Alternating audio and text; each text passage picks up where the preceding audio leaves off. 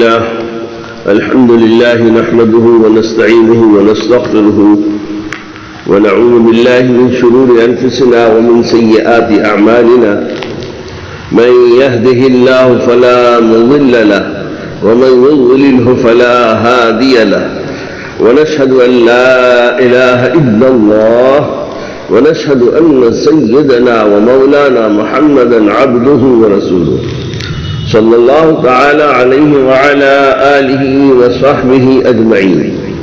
أما بعد فأعوذ بالله من الشيطان الرجيم. بسم الله الرحمن الرحيم. إنكم وما تعبدون من دون الله حصب جهنم أنتم لها واردون. صدق الله مولانا العظيم.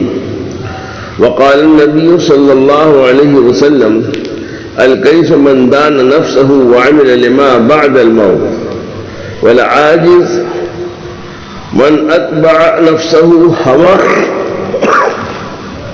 وتمنى على الله. اصلاح نفس نہ کرانے کا نقصان، اپنے نفس کی اصلاح نہ کرانے کا کیا نقصان ہے؟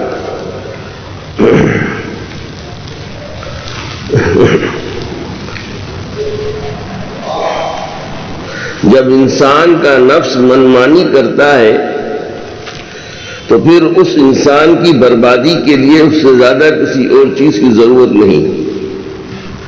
انسان کا نفس جب منمانی کرتا ہے تو پھر اس انسان کی بربادی کے لیے اس سے زیادہ کسی اور چیز کی ضرورت نہیں. جیسے کسی ملک میں قانون نہ ہو تو حکومت فیل ہو جاتی ہے، لا قانونیت ہو تو ملک ویران اور برباد ہو جاتا ہے، دیوالیہ ہو جاتا ہے. اسی طرح انسان کے اس جسمانی ملک میں کوئی قانون اور ضابطہ نہ ہو بلکہ نفس منمانی زندگی گزار رہا ہو تو یقیناً اس کی بربادی اور اس کی ویرانی کے لیے مزید کسی اور چیز کی ضرورت نہیں. پہلے اپنے نفس کی اصلاح کیجیے. حدیث پاک میں رسول اکرم صلی اللہ علیہ وسلم ارشاد فرماتے ہیں جو یہ کہتا پھرتا ہو ہلاک الناس، یعنی لوگ تو ہلاک ہو گئے. حدیث پاک میں رسول اکرم صلی اللہ علیہ وسلم ارشاد فرماتے ہیں کہ جو یہ کہتا پھرتا ہو ہلاک الناس، یعنی لوگ تو ہلاک ہو گئے، فہوا اہلکہم، تو وہ خود سب سے بڑی ہلاکت میں ہے. نفس کا یہی دھوکہ ہے کہ لوگ ہلاک ہو گئے. ارے بابا خود ہلاک ہو گیا، لوگ کیا ہو گئے؟ آدمی اپنے کو بھول کر کے دوسروں کو بارے میں بولتا ہے، دوسروں کے بارے میں کہتا ہے، اپنے کو بھول جاتا ہے.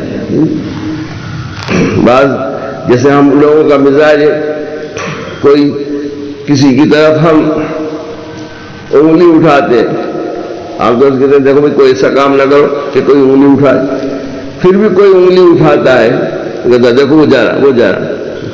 میرے والد صاحب رحمۃ اللہ علیہ فرماتے تھے کہ جب کسی کو تو انگلی اٹھا رہی ہے ایک، لیکن 3 انگلی جو ہے یہ اسی کی طرف اشارہ کر رہی ہے، متوجہ ہے. 3 انگلی کہہ رہی ہے کہ تو اس کو کیا انگلی اٹھا رہا اور کہہ رہا ہے تو اس سے زیادہ خراب اور گندا ہے، تو اپنے کو ٹھیک کر، اپنی اصلاح کر. یہ 3 انگلی تیری طرف ہے لیکن اس کی طرف توجہ اور دھیان ہی نہیں ہوتا. بس یہ ہے ہر ایک کا حال یہی. تو حدیث پاک میں رسول اللہ صلی اللہ علیہ وسلم ارشاد فرماتے ہیں کہ جو یہ کہتا پھرتا ہو ہلاک الناس، لوگ تو ہلاک ہو گئے، فہو اہلکہم، تو وہ خود سب سے بڑی ہلاکت میں. اذ قال الرجل ہلک الناس فہو اہلکہم، جس کو دوسروں کے گھر میں آگ لگی ہوئی دکھائی دیتی ہو اور اپنے گھر کی آگ دکھائی نہ دے، جیسا کہ لوگوں کا مزاج بنتا اور بڑھتا چلا جا رہا ہے، انسان جب دوسروں کی خرابی دیکھتا ہے، اپنی خرابی نہیں دیکھتا، اپنی اصلاح کی فکر سے غافل ہو کر دوسروں کی اصلاح کے لیے جب صرف باتیں کرتا ہے، تو یہ ایسا شخص خود سب سے زیادہ فساد اور ہلاکت کا شکار ہے، کیونکہ اللہ تبارک و تعالیٰ اس دنیا میں کوئی کام اسی سے لیتے ہیں یا اسی کا کوئی کام قبول کرتے ہیں جس کو خود اپنی اصلاح کی فکر ہو، اور جس کو اپنی اصلاح کی فکر نہیں ہوتی، اس سے اصلاح کا کوئی کام اللہ تعالیٰ نہیں لیتے، کیونکہ لوگوں کی ہلاکت دیکھنے والے جہاں اپنی اصلاح کر سکتے ہیں وہاں اپنی طاقت اور صلاحیت کو اپنی اصلاح کرنے میں استعمال نہیں کرتے، اور جہاں استعمال نہیں کر سکتے ہیں وہاں واویلا مچاتے ہیں، شور مچاتے ہیں، کیونکہ اپنی اصلاح پر اس کو 100% قدرت ہے۔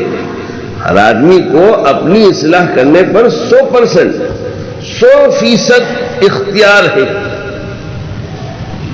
اختیار ہے، اس کو قدرت ہے، اصلاح کر سکتا ہے، لیکن حال یہ کہ آدمی اپنے کو بھول جاتا ہے، نظر انداز کر دیتا ہے اور دوسروں کی بات کرتا ہے، دوسروں کی اصلاح، بھائی تمہارا یہ عمل بگڑا اصلاح کرو، تمہارا یہ عمل بگڑا اصلاح کرو، لیکن اپنے آپ کو نہیں مخاطب کہتا کہ تیرا کیا عمل سدھرا ہوا ہے، اصلاح شدہ ہے، تیرا عمل کتنا خراب ہے، تجھے کس قدر اپنی ذات کی اصلاح کی ضرورت ہے۔ تو آدمی اپنے کو بھول کر کے دوسروں کو کہتا ہے۔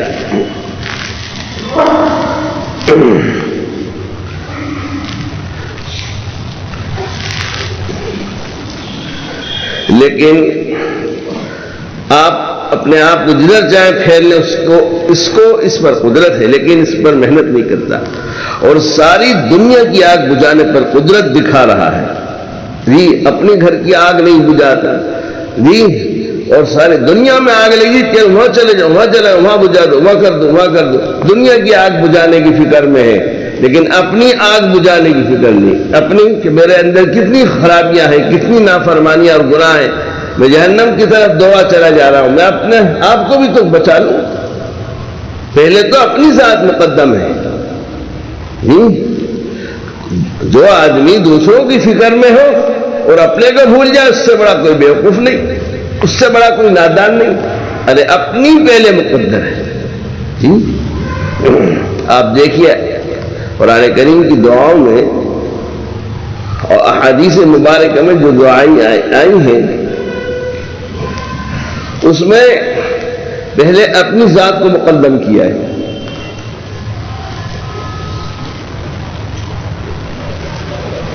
حضرت ابراہیم علیہ السلام اللہ سے دعا کر رہے ہیں، رب اجعلنی مقیم الصلاۃ ومن ذریتی ربنا وتقبل دعا۔ آگے دیکھ الفاظ دیکھو، فرما رہے کیا؟ ربنا اغفر لی، ربنا اغفر لی ولوالدی وللمؤمنین یوم یقوم الحساب۔ حضرت نوح علیہ السلام دعا کر رہے رب اغفر لی ولوالدی ولمن دخل بیتی مؤمنا وللمؤمنات۔ ایسے ہی کتنی آپ دعائیں دیکھیں گے احادیث مبارکہ میں، قرآن کریم کے اندر، تو آپ کو یہ چیز حاصل ہوگی، ملے گی۔ ربنا اغفر لی، حضرت ابراہیم نبی ہیں، صحائف بھی آپ پر نازل ہوئے، کیا کہہ رہے ہیں؟ ربنا اغفر لی، اے میرے رب پہلے میری مغفرت کر دیجئے، ربنا اغفر لی، میری مغفرت کر دیجئے۔ اب اس کے بعد کہہ رہے ہیں ولوالدی، میرے والدین کی بھی مغفرت کر دیجئے، پھر آگے مومنین کی اور مومنات کی بھی مغفرت کر دیجئے۔ حضرت نوح کیا فرما رہے ہیں رب اغفر لی، پہلے میری اپنی مغفرت کو مانگو۔ کتنی احادیث کی دعا میں اس سے پتہ چلا کہ پہلے میں محتاج ہوں کہ میں اپنے آپ کو گناہ سے بچاؤں، اپنی اصلاح کروں۔ آدمی اپنے کو بھول کر کے دوسروں کی فکر میں لگتا ہے تو پھر خود خیر سے رک جاتا ہے، اور اس کی زندگی کے اندر اعمال کی نفس کی اصلاح نہیں ہوتی. اس لیے پہلے اپنے کو مخاطب کر، پہلے میں اس کا محتاج ہوں. ان سب کی اصلاح ہو نہ ہو، میری اصلاح ضروری ہے. اگر میری اصلاح ہو گئی تو میں بچوں گا جہنم سے. ان سب کی ہو گئی اور میری اصلاح نہیں ہوں تو پھر کیا فائدہ ہوا؟ مجھے کیا ملا؟ مجھے تو جہنم ہی ملے گی. اس لیے پہلے اپنی ذات مقدم ہے. آج یہ مرض ہے، یہ ایک مرض ہے ہم لوگوں کے اندر. ہم اپنے آپ کو پارسا سمجھ کر کے، اپنے آپ کو مستثنا کر کے، سبکدوش کر کے اپنے آپ کو دوسروں کی بات کرتے ہیں، دوسروں کی جد و جہد میں لگتے، اپنی فکر نہیں کرتے. میں کیا ہوں، میں کہاں ہوں، میرا عمل کیا ہے. یہ بہت بڑا دھوکہ ہے. جو آدمی اپنے کو بھول کر دوسروں کی فکر میں لگے، اس سے بڑا نادان کوئی آدمی نہیں ہوتا.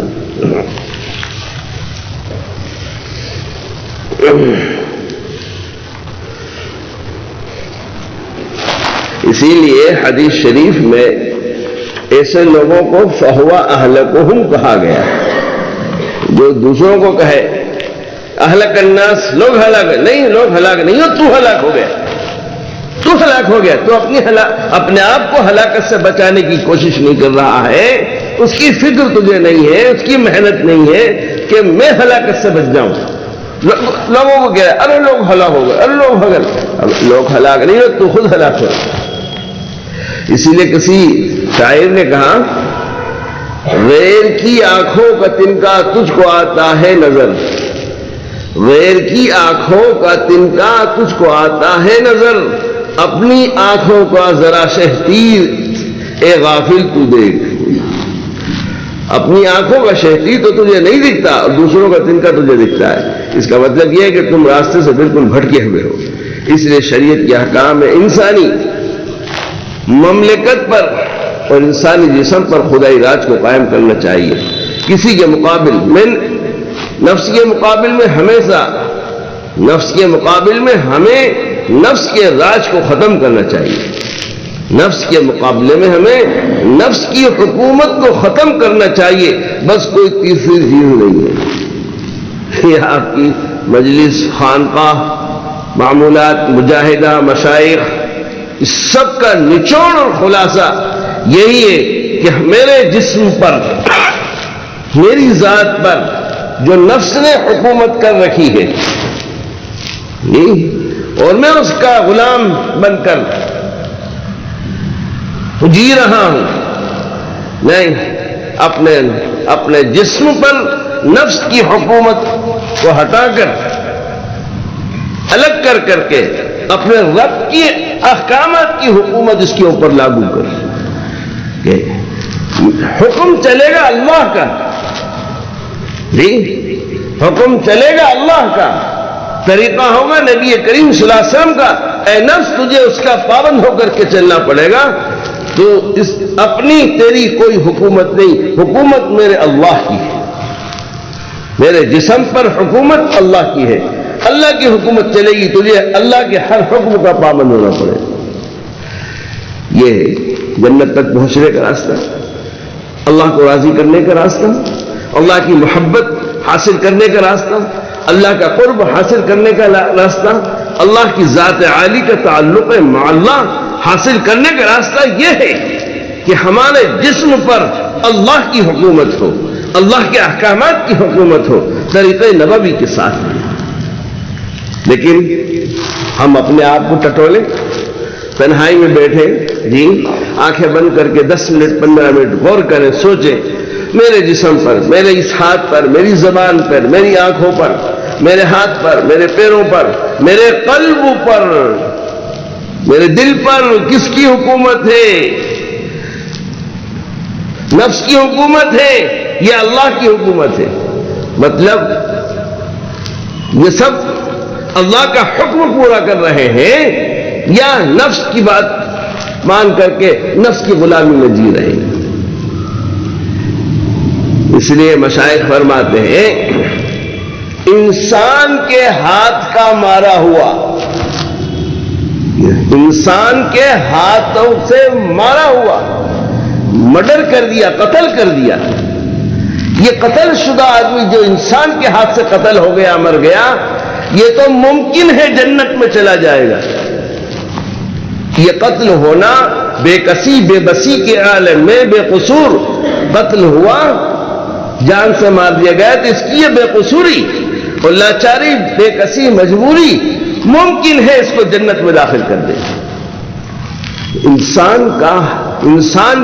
انسان کے ہاتھ کا مارا ہوا تو جنت میں جانے کے امکانات ہیں، لیکن فرمایا نفس کا مارا ہوا جو نفس سے پٹتا رہا زندگی بھر، نفس پچھاڑتا رہا اس کو ہر وقت، نفس اپنی غلامی میں زندگی گزرواتا رہا، تو نفس کا مارا ہوا فرماتے مشائخ جہنم میں جائے گا۔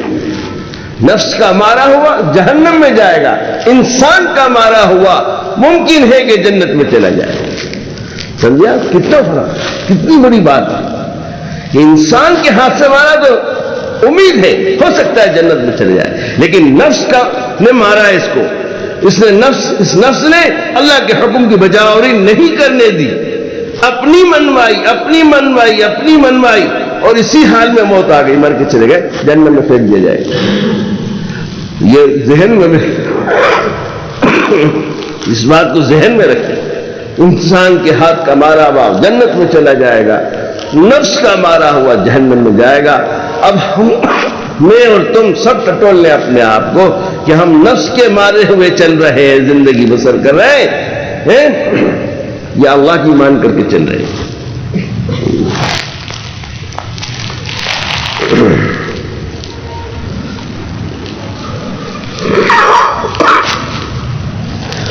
جسم پر خدائی راج کو قائم کرنا چاہیے، کس کے مقابل میں؟ نفس کے مقابلے میں۔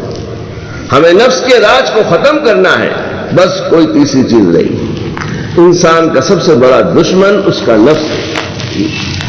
ہم لوگ سمجھتے ہیں شیطان دشمن ہے، شیطان کے نام کو روتے رہتے ہیں، اس کو پیٹتے رہتے ہیں، شیطان شیطان شیطان شیطان۔ ارے شیطان کا جو درجہ دوسرے نمبر پر ہے، شیطان کا درجہ دوسرے نمبر پر ہے، پہلے نمبر پر نفس ہے۔ شیطان ہمارے جسم کے اندر نہیں رہتا، نفس ہمارے اندر ہے، بدن کے اندر، جسم کے اندر ہے جی۔ جس کو حضرت فرماتے تھے نفس اور شیطان کی مثال فرماتے تھے کہ نفس جو ہے وہ وزیر داخلہ ہے، گرہ منتری، اور شیطان ودیش منتری، وزیر خارجہ ہے۔ ودیش منتری بھاگ کے دورے کرتا ہے اور گرہ منتری جو ہے وہ ملک کے اندر کے معاملات کو نپٹاتا ہے۔ تو فرماتے ہیں نفس جو ہے گرہ منتری ہے، وزیر داخلہ ہے، اور شیطان تو ودیش منتری پھرتا رہتا ہے۔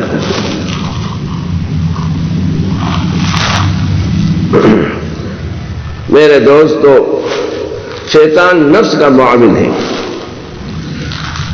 شیطان نفس کا معاون ہے، نفس کی مدد کرتا ہے گمراہ کرنے میں، ورغلانے میں۔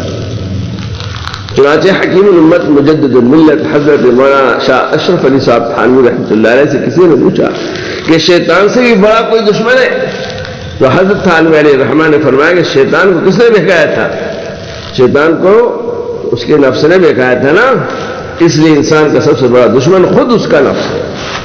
بھائی پہلے جب حضرت سیدنا آدم علیہ السلام کو اللہ نے بنایا تو جب تو شیطان نہیں تھا، جس کو شیطان بنا اس کو تو فرشتوں کا استاد تھا، فرشتوں کو پڑھانے جایا کرتا تھا جب کہاں تھا شیطان؟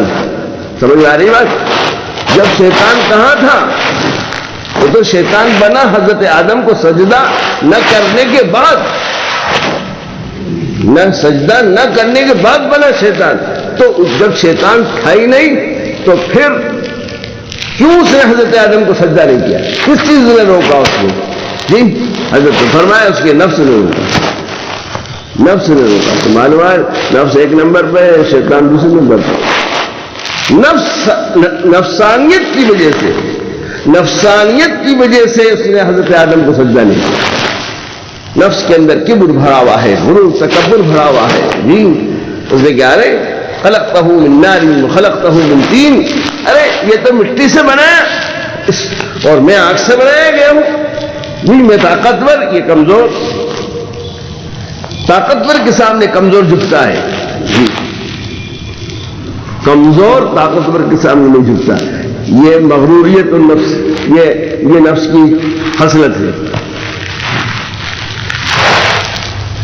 اور انبیاء کرام علیہم الصلاۃ والتسلیم کی سیرت بتاتی ہے جی کہ آپ جھک گئے.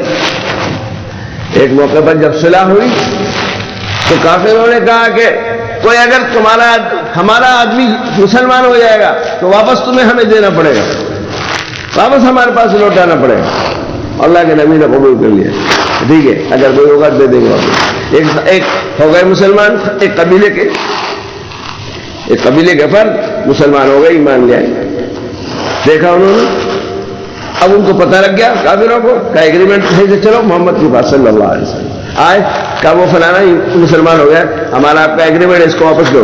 نبی کریم صلی اللہ علیہ وسلم نے واپس کر دیا، جاؤ تم اللہ مدد کریں گے، واپس کافروں کے حوالے کر دیا. صحابہ کو بڑا بوجھ ہوا طبیعت میں، تو صحابہ نے کہا یا رسول اللہ صلی اللہ علیہ وسلم کیوں دب رہے ہیں؟ کیا آپ اللہ کے سچے رسول نہیں؟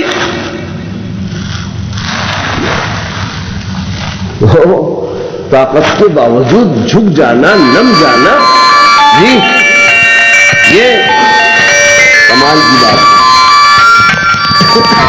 یہ کمال کی بات ہے کہ طاقت ہے، قدرت ہے، لیکن پھر جائے. اور ایک کمزور آدمی جی طاقتور کے سامنے جھکا ہے تو کیا کمال کیا؟ شیر نے بکری کو پچھاڑ دیا، کوئی کمال ہے؟ بکری شیر کو پچھاڑ دی، یہ کمال ہوگا؟ یہ کمال ہوگا کہ بکری شیر کو پچھاڑ دی.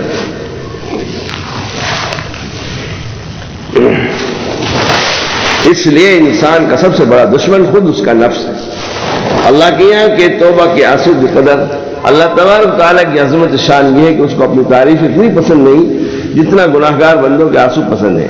اس لیے اگر کسی انسان سے کوئی گناہ ہو جائے تو اس کو چاہیے کہ فوراً اللہ تبارک و تعالیٰ سے توبہ استغفار کر کے آئندہ گناہ نہ کرنے کا عزم کر لے. یہی عقل مندی کی بات ہے. چلیے ہو گئی غلطی، جی ہو گیا جرم، اللہ کے سامنے رو لے، گر گڑا استغفار کرے. دیکھو ایک بات یاد رکھنا، جو حضرت سے سنی یہ بات ہے کہ بعض مرتبہ آدمی خیر کے کام سے رک جاتا ہے، نیکی کے کام کر رہا تھا جی، وہ کرتے کرتے اس میں گراوٹ آنے لگتی ہے، کمی ہونے لگتی ہے. عام طور سے ہم اس پر غور نہیں کرتے، ہمارا ذہن اس طرف منتقل نہیں ہوتا، ہم اس کو توجہ نہیں، اس لیے اس کا علاج نہیں کرتے. وہ مرض بڑھتا ہے جیسے کینسر، اگر اس کا علاج نہیں کریں گے، اس کی فکر نہیں کریں گے تو وہ تو بڑھے گا، پھیلے. ایسے یہ ہے جب بھی عبادات میں، اعمال میں، جی خیر کے کاموں میں کمی آنے لگے، چھوٹنے لگے، جی فوراً سمجھ لینا چاہیے کہ کہیں نہ کہیں مجھ سے نافرمانی ہوئی ہے، کوئی گناہ ہوا ہے. اللہ ہر گناہ پہ تو پکڑتے نہیں، اللہ ہر گناہ پہ نہیں پکڑتے. اگر اللہ عز و جل ہر گناہ پہ پکڑنے لگے تو میرے پیاروں، میں اور آپ ایک سانس بھی زمین پر نہیں لے سکتے، ایک سانس بھی ہم اس زمین پر نہیں لے سکتے اگر ہر گناہ پہ پکڑے تو. اس لیے انہوں نے قرآن مقدس کے اندر ارشاد فرمایا وَمَا أَصَابَكُم مِّن مُّصِيبَةٍ وَمَا أَصَابَكُم مِّن مُّصِيبَةٍ فَبِمَا كَسَبَتْ أَيْدِيكُمْ. ارے جو تم مصیبتوں میں گرفتار ہو یہ تمہاری اپنی کمائی ہے، تمہارا کمایا ہوا ہے. آدمی مصیبت کے اندر، پریشانی کے اندر جو مبتلا ہوتا ہے، تکلیف میں مبتلا ہوتا ہے، یہ اس کے ہی کرتوتوں کا نتیجہ ہوتا ہے. وَمَا رَبُّكَ بِظَلَّامٍ لِّلْعَبِيدِ. رب اللہ بندوں پہ ظلم نہیں کرتا، اللہ ظالم نہیں، وہ تو رحم کرتا ہے، اس کی صفت ہے رحم کرنا. وہ رحمان، رحیم، کریم، عفو، غفور ہے. تو فرمایا وَمَا أَصَابَكُم مِّن مُّصِيبَةٍ فَبِمَا كَسَبَتْ أَيْدِيكُمْ. تم کو جو کچھ تکلیف بھگت رہے ہو، پریشانی میں آئے ہو، یہ تمہاری کرتوتوں کا نتیجہ ہے، تمہاری کمائی ہے، کسبت کا لفظ ہے، تمہاری کمائی ہے، یہ تمہارا کمایا ہوا ہے۔ آگے کیا چاہتے فرمائے وَيَعْفُو عَنْ كَثِيرٍ، تمہارے کمائی کی وجہ سے تم تکلیف میں ہیں اور بھگت رہے ہو، اور میں تو کیا کرتا ہوں، ہر گناہ پر، ہر غلطی پہ تمہیں نہیں پکڑتا، سزا دیتا۔ وَيَعْفُو عَنْ كَثِيرٍ، بہت ساری تو تمہاری خطاؤں کو معاف کرتا رہتا ہوں، معاف کرتے رہتا ہوں۔ اس لیے میرے عزیزوں، اگر اللہ ہر خطا پر مجھے تمہیں پکڑ لے، ایک سانس نہیں لے سکتے ہم زمین کے اوپر، ایک سانس نہیں لے سکتے۔ میرے پیر و مرشد حضرت شیخ الحدیث نور اللہ مرقدہ ارشاد فرمایا کرتے تھے، ہمارے جو اعمال ہیں جی وہ تو اس درجے کے ہیں کہ زمین پھٹے اور ہمیں دھسا دیا جائے، لیکن رحمت للعالمین صلی اللہ علیہ وسلم کے صدقہ طفیل جی اللہ ہمیں باقی رکھے ہوئے جی، ہماری تمام ضروریات کو پورا کر رہا ہے، نعمتیں عطا کر رہا ہے۔ کہا یہ حضور کا صدقہ ہے، ورنہ قرآن پڑھو پتہ چلتا ہے پچھلے نبیوں کی قوموں نے یہ ایسی سرکشی اور نافرمانی اور بدماشی کی ہے تو آسمان سے عذاب آ گئے، کسی قوم کو سور بنا دیا، کسی کو بندر بنا دیا، کسی کی بستی کو اٹھا کر زمین سے اٹھا کے آسمان تک لے گیا اور وہاں سے اوندا کر دیا، کسی پر پتھر برسا دیے، آگ انگارے برسا دیے، ختم کر دیا گیا، نافرمانی کی دنیا ہے۔ لیکن حضرت شیخ علیہ الرحمن فرمایا کہ یہ حضور اکرم صلی اللہ علیہ وسلم صدقہ تو پھیرے، ہم اتنی ساری سرکشی نافرمانی کر رہے ہیں، گناہ کر رہے ہیں، لیکن اللہ ہمارے ساتھ میں وہ پچھلی قوموں والا معاملہ نہیں فرما رہے ہیں، ان کی مہربانی ہے، مہربانی رحم کرم۔ ہمیں اس سے آنکھیں کھول کے ان کی طرف متوجہ ہو جانا چاہیے، اپنے جرم کو جرم تسلیم کر لینا چاہیے اور غلط سے صحیح کی طرف اپنے آپ کو لے آنا چاہیے، نفس کی غلامی سے چھڑا کر رب کی غلامی میں اپنے آپ کو لے آنا چاہیے۔ ان کا یہ جو احسان عظیم ہے جی، اس کا تقاضا اور اس کا حق تو یہ ہے۔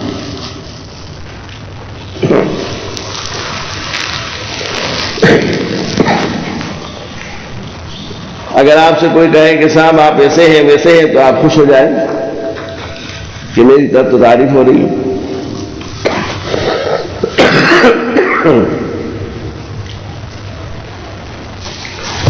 عام ہمارا مزاج ہے، کوئی ہماری تعریف کہہ رہے ہیں صاحب حضرت آپ کا تو کوئی جواب نہیں، ماشاءاللہ آپ تو فلاں ہے فلاں ہے، بس پھول کے کفا ہو گئے۔ حضرت گنگوئی علیہ الرحمہ فرما رہے ہیں، قطب الاقطام حضرت مولانا رشید حضرت گنگوئی نور اللہ مرقدہ نے حضرت حاجی امداد اللہ مہاجر مکی علیہ الرحمہ کو چند باتیں لکھی تھی، ان باتوں میں سے ایک یہ بھی تھی کہ میری تعریف کرنے والے اور میری مذمت بیان کرنے والے میرے نزدیک سب برابر ہو گئے ہیں۔ اپنے مرشد کو، اپنے پیر کو حضرت گنگوئی نے لکھا کہ حضرت میرا حال تو اب یہ ہو گیا، میری برائی کرے، گالی دے، کچھ بھی کہے اور کوئی تعریف کرے، دونوں میں کوئی فرق نہیں ہے، دونوں برابر ہیں۔ جب نفس کی اصلاح ہوتی ہے، جب نفس کی اصلاح ہوتی ہے تو کیا ہوتا ہے، تو یہ نعمت اللہ عطا فرماتے ہیں۔ ہماروں کو یہ نعمت نہیں ملی ہے، اس لیے نہیں ملی کہ ہم نے محنت نہیں کی، کوشش ہی نہیں کی، تزکیے کی، اس سے محروم ہے۔ تو ذرا سا کوئی کہہ دے تو ہم نے کہا منہ توڑ دوں گا، ٹھوسا کس کو کہہ دیا تو نے، تو سمجھتا نہیں تو مجھے، میری کیا حیثیت ہے، کون ہوں میں، اتنے پہ تو پجامے سے باہر ہو جاتی ہے، آپ اس سے باہر بے قابو ہو گئے کہ تو کہہ دیا۔ حضرت گنگوئی علیہ الرحمہ اپنے مرشد سے عرض کر رہے ہیں، میری تعریف کرنے والے اور میری مذمت بیان کرنے والے میرے نزدیک سب برابر ہو گئے، مجھے نہ تو کسی کی تعریف سے کوئی خوشی ہوتی ہے، نہ کسی کی گالی سے کوئی تکلیف ہوتی ہے، میں تو دونوں کو خلاف حقیقت سمجھتا ہوں۔ اس لیے مجھے نہ تو ان کی گالیوں سے کسی طرح کا کوئی رنج ہوتا ہے اور نہ ان کی تعریف سے کسی طرح کی کوئی خوشی ہوتی ہے، کیونکہ حقیقت تو اللہ کے یہاں پتہ چل جائے گی۔ اس دنیا میں تو فضول خرچی ہو رہی ہے، لفاظیاں چل رہی ہیں. اس لیے حضرت علیہ رحمٰن نے کہا کہ میرے لیے مادح اور ذم، تعریف اور برائی سب برابر ہے، مجھے اس سے کوئی فرق نہیں پڑتا. جی ہمارا تمہارا وہ برائی کر دے تو رنج ہو جاتا ہے، موڈ آف ہو جاتا ہے، تعریف کر دے تو بھول کو پہنچ جاتا، زمین پہ پیر نہیں ٹکتا. اس لیے کہ ہمارے نفس کی اصلاح نہیں، ہمارے نفس کا تزکیہ نہیں ہوا، اس لیے ہم اس کا شکار ہیں. حضرت تھانوی علیہ رحمہ اس زمانے میں اعلیٰ حضرت بریلوی تھے جی، اور انہوں نے کفر کا فتویٰ دیا تھا. ہمارے اکابرین پر، مشاہد پر گالی بھرے خطوط آتے تھے. تو ایک دن تھانوی علیہ رحمہ اپنے خادم سے، حضرت گنگوئی رحمۃ اللہ علیہ اپنے خادم سے، ارے بھائی وہ ہمارے محسنوں کے کیا جملہ استعمال، ہمارے محسنوں کے جو خطوط ہیں نا ذرا پڑھ کے سنا دو، ہو سکتا ہے کہ ہم کہیں غلط ہو تو اصلاح کر لیں گے. اصلاح کر لوں گا اپنی، سناؤ. خدا حضرت ہم سے نہیں پڑھا جائے، مجھ سے نہیں پڑھا جائے. کیوں نہیں پڑھا جائے؟ کہا گالیاں لکھی ہیں اس کے اندر، بےہودہ الفاظ لکھے، کہہ رہے کوئی اس کی پرواہ مت کری، وہ تو ہمارے محسنوں کا تحفہ ہے. یہ تھے مشائخ، اس لیے کہ مزکہ تھے جی، تزکیہ شدہ تھے. ہم غیر تزکیہ شدہ ہیں، تو ہمارا کیا حال ہے؟ اپنے باپ سے معاملہ خراب، اپنے مرشد سے معاملہ خراب جی، اپنے خاندان کے عزیز و اقارب سے معاملہ خراب. کیسے؟ نفس کی وجہ سے تو ہے، نفس ہی کی وجہ سے ہے.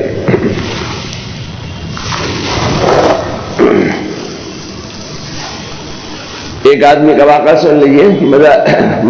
مدراس کا ایک بہت ماہر غیر مسلم ڈاکٹر تھا، جس نے کسی شخص کی آنکھ کا آپریشن کیا. جب آپریشن کر لیا تو پہلی آنکھ کی روشنی غائب ہو گئی اور روشنی نہیں آئی.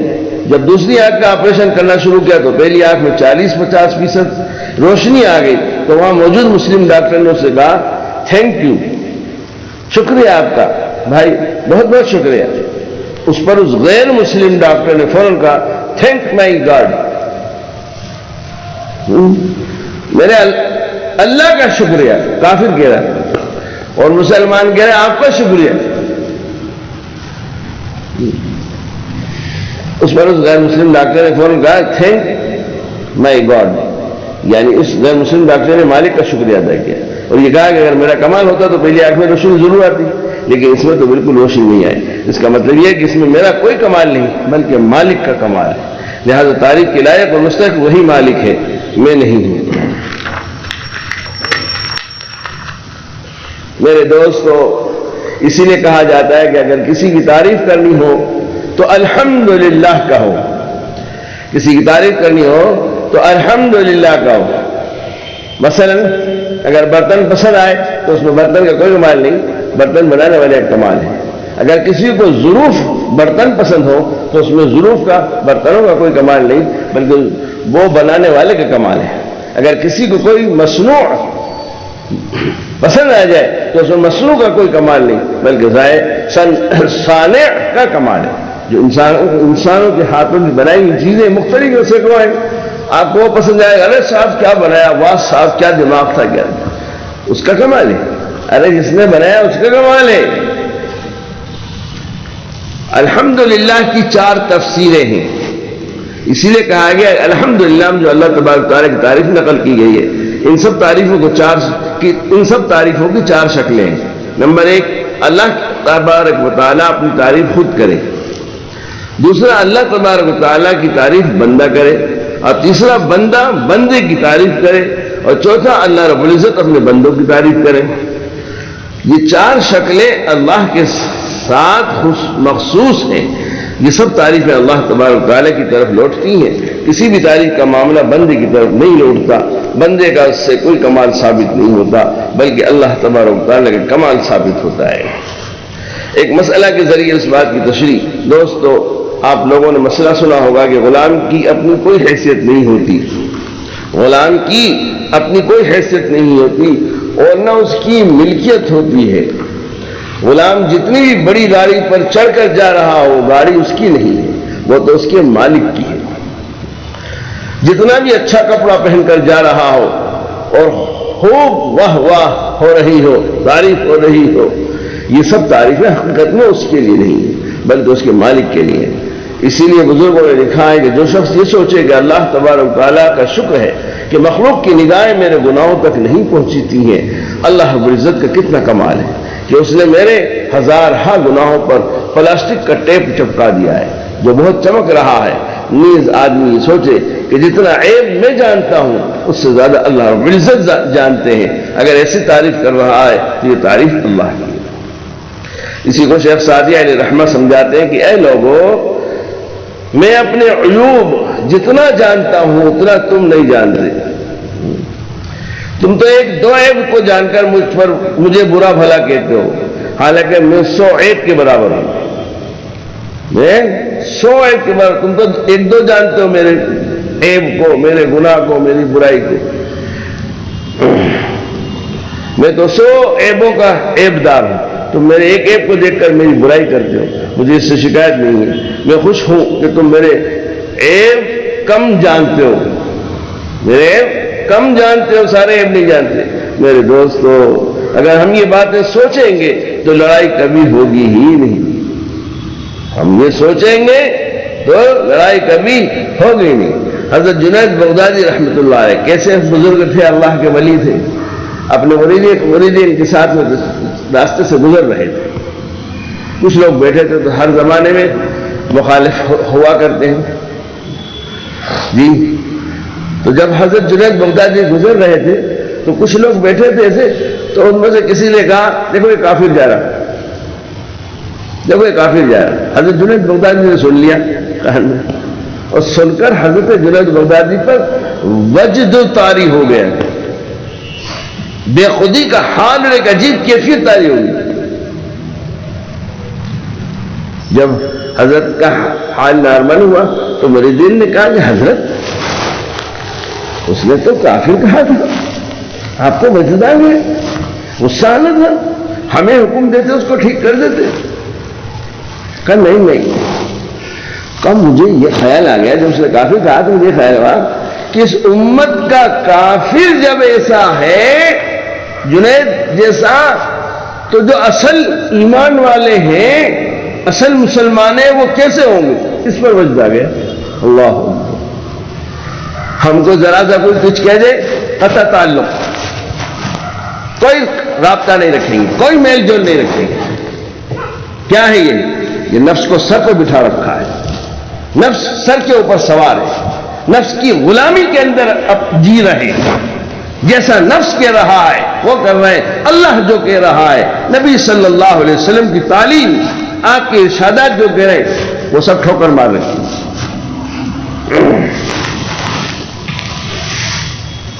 اللہ تبارک و تعالیٰ کے لیے کمال ہے کہ وہ اپنی تعریف سے زیادہ بندوں کے سسکنے کو پسند کرتا ہے. جی ایک آدمی اللہ کی تعریف کم کرتا ہے لیکن روتا بہت ہے. جی اللہ کے سامنے روتا بہت ہے، اپنے گناہوں پر روتا بہت ہے. اللہ کو وہ تعریف کرنے والے سے زیادہ پیارا یہ ہے رونے والا. یہ وجہ کہ ایک روایت میں آتا ہے کہ جب بندہ گناہ نہ کرے تو میں ایک نئی مخلوق پیدا کروں گا جو گناہ کرے اور معافی مانگے. اللہ تبارک تعالیٰ کو گناہ پسند نہیں. میرے دوستو، اللہ تبارک تعالیٰ کو گناہ پسند نہیں ہے. جیسا کہ اللہ رب العزت قرآن کریم میں ارشاد فرماتے ہیں لا یرضی لعبادہ الکفر، لیکن اس کفر پر انابت، توبہ اور ایمان کی بھیک مانگنے کا جو ثمرہ مرتب ہوتا ہے وہ اللہ تبارک تعالیٰ کو پسند ہے. جیسے حضرت آدم علیہ السلام سے چوک ہوئی، فوراً توبہ کرنے کے لیے گر گئے اور جب جھک گئے تو سب معاف ہو گئے. اللہ کے دربار میں رونا اس کے عطا کی کنجی ہے. اللہ کسی رونا نصیب فرما دے. جی اللہ اپنے گناہوں پر رونا نصیب فرما دے. جی اللہ کے حضور میں، اللہ کے سامنے رونا نصیب فرما دے. پیاروں بہت بڑی دولت ہے، بہت بڑی نعمت ہے. بہت بڑی. آج جی مالی نقصان ہو تو رونے والے سینکڑوں، جی بیمار ہو جائے تو رونے والے سینکڑوں، کوئی ایکسیڈنٹ ہو جائے تو رونے والے سینکڑوں، موت ہو جائے تو رونے والے کتنوں پہ سینکڑوں رونے والے ملیں گے. لیکن اپنے گناہوں پر رونے والے معمولی لوگ ہیں، بہت کم ہیں۔ سب جگہ رونا آتا ہے لیکن گناہوں پر رونا نہیں آتا۔ کیوں نہیں آتا گناہوں پر رونا؟ کہ دل سخت ہو گیا، گناہ کرتے کرتے دل سخت ہو گیا، اس لیے رونا نہیں آتا۔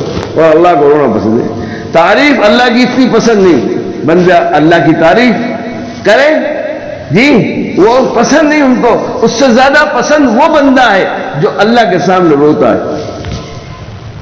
روتا ہے۔ اس لیے کیا قرآن نے کہا، سوچا ہم نے کبھی جی ہر ایک کا ہمارا حال دے گئے، دانت نکال رہے ہیں، ہنس رہے ہیں، ٹھٹے مذاق، چلو یار منورنجن کریں گے، وہ موبائل چالو کرا اور وہ ناٹک اور چٹکلے ہوئے، ہاں ہاں پھر ہنس رہے لوگوں سے کہہ کما رہے جی چلے چلے سمجھ رہے، بہت اچھا کریں۔ مشائخ فرماتے ہیں زیادہ ہنسنے سے دل مردہ ہوتا ہے، زیادہ ہنسنے سے چہرے کا نور ختم ہوتا ہے۔ اللہ کے نبی صلی اللہ علیہ وسلم کبھی ایسے نہیں ہنسے تمہاری میری طرح، میری آپ کی طرح اللہ کے نبی نہیں تھے۔ حدیث شریف میں آتا ہے آپ کے کبھی دندان مبارک نظر نہیں آئے، آپ تبسم فرماتے تھے، کوئی بات ایسی پیش آ جاتی تھی تبسم فرماتے تھے، مسکراتے تھے، بس ایسے لبوں پہ کے ذریعے سے مسکراہٹ آپ کی معلوم ہوتی تھی۔ لیکن یہ ہماری جو چیخیں نکل جاتی ہیں، آواز حلق پھٹ جاتا ہے، پورے دانت نظر آ جاتے ہیں، یہ طریقہ نبی کریم صلی اللہ علیہ وسلم کا نہیں ہے، صحابہ کا نہیں ہے، مشائخ کا نہیں ہے۔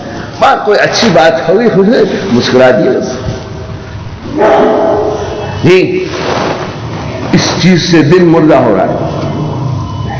اس لیے اللہ نے پہلے ہمیں تو محمد رسول اللہ صلی اللہ علیہ وسلم کا قرآن نازل کر کے ہمیں تعلیم دی، کاش میں بھی اس پر عمل کرتا، آپ بھی عمل کرتے تو اللہ کا تعلق مل جاتا، اللہ سے قریب ہو جاتے۔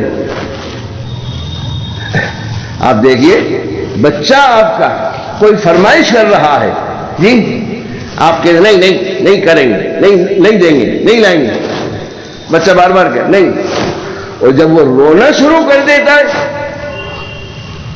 رونا شروع کر دیتا ہے، چیخو پکار شروع کر دیتا ہے، تو آپ کا پتھر دل بھی نرم ہو جاتا ہے۔ پھر اس کو بلاتے ہیں، اچھا سر پہ ہاتھ پھیرتے، چھاتی سے لگاتے، اچھا چلو ہمارے ساتھ ہم بلا لیتے۔ یہ رونا سخت دل کو جو ہے پتھر دل کو نرم کر دیتا ہے۔ یہ رونا اللہ کے عذاب کو، جہنم کی آگ کو ٹھنڈا کر دیتا ہے۔ جہنم کی آنکھ کو کوئی چیز ٹھنڈا نہیں کر سکتی، انسان کی آنکھوں کے آنسو اس دیکھتے ہوئے انگاروں کو ٹھنڈا کر سکتے ہیں۔ یہ انسان کے آنسو میں اللہ نے کمال ہوتا ہے۔ اسی لیے رسول اللہ صلی اللہ علیہ وسلم فرمائے یہ ہمیں تعلیم ہے، ہر کام اخلاص سے کرو، ہر کام اخلاص، مکاری، بناوٹی، تصنع نہیں ہو، اللہ کو پسند نہیں۔ لیکن رونے کے معاملے کیا فرمایا اللہ نے؟ اللہ کے نبی صلی اللہ علیہ وسلم نے رونے کے بارے میں کیا فرمایا؟ کیا گناہوں کی سختی سے رونا نہیں آ رہا، آنسو نہیں آ رہے، تو اب یہاں کہا جا رہا ہے جی تصنع کی بات فرمائی جا رہی ہے، ریاکاری کی بات فرمائی جائے، فرما رہے رونے جیسی شکل بنا لو۔ دل سخت ہو گیا گناہ کرتے کرتے، نہیں آ رہا رونا، تو رونے جیسی شکل بنا لو۔ اللہ اکبر، اللہ اکبر، کیا اس پہ بھی فضل فرما دیں گے؟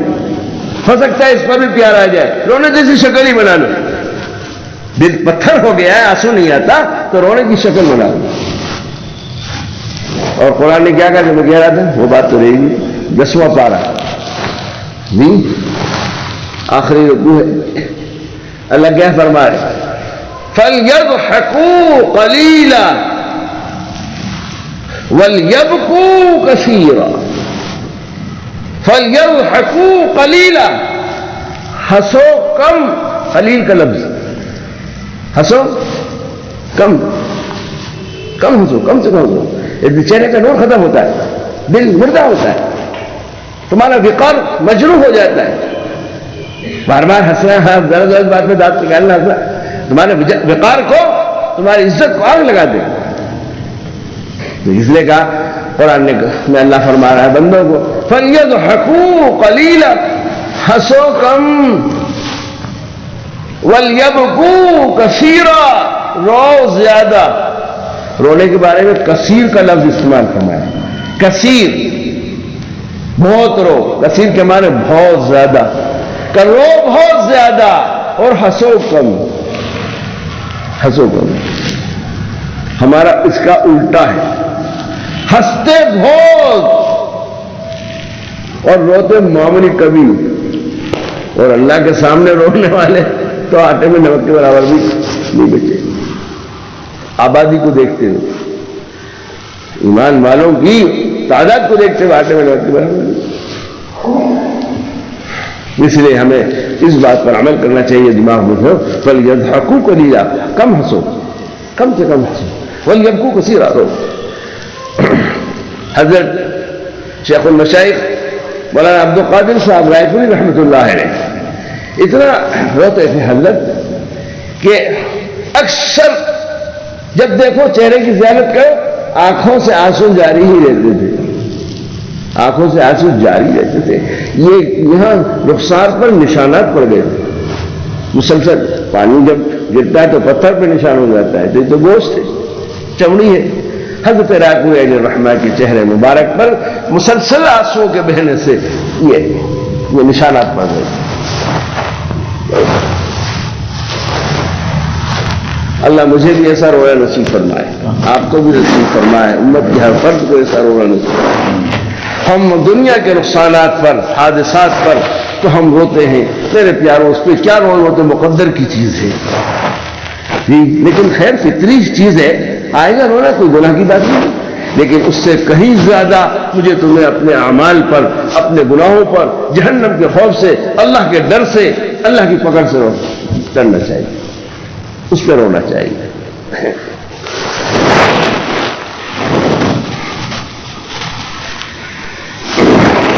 تو اللہ کے دربار میں رونا اس کے عطا کی کنجی ہے، وہ جو عطا کرتے ہیں، نعمتیں عطا کرتے ہیں تو رونا نصیب ہو جاتی ہے، ایک بڑی نعمت ہے، بڑی نعمت ہے جس کو اللہ دے دے رونا۔